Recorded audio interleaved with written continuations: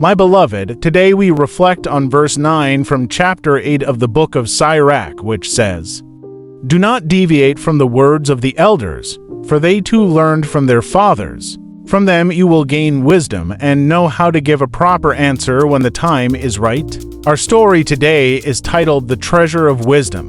The story tells of a young boy named Marvin who lived in a small village. Marvin loved to learn and explore, but often ignored the advice of the elders in his village, thinking that times had changed and their knowledge was outdated. One day, Marvin faced a big problem when he tried to solve a difficult riddle concerning a piece of farmland that was suffering from poor crops. He turned to his modern books and tried to apply what he had learned, but to no avail. The crops continued to wither. One of the village elders saw him and said, "Why don't you listen to our advice? We faced the same problem when we were young." Marvin decided to give it a try and listen to what the elder had to say.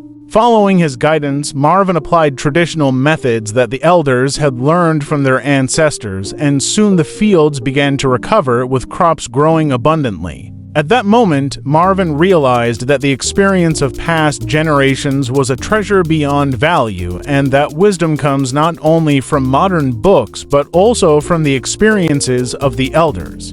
The moral of the story is that wisdom is not exclusive to any one generation. The accumulated experiences of past generations hold valuable lessons that should not be ignored. It is important to listen to the advice of the elders as they learned from the experiences of their fathers and forefathers. And with that, we conclude today's episode of your program or Daily Bread, which is produced and directed by Father Noor Alkasmosa. Thank you for joining us today. Please remember to follow us on social media platforms like TikTok, YouTube, Instagram, and Facebook. May God keep you safe and protect you, and glory be to God always. Amen.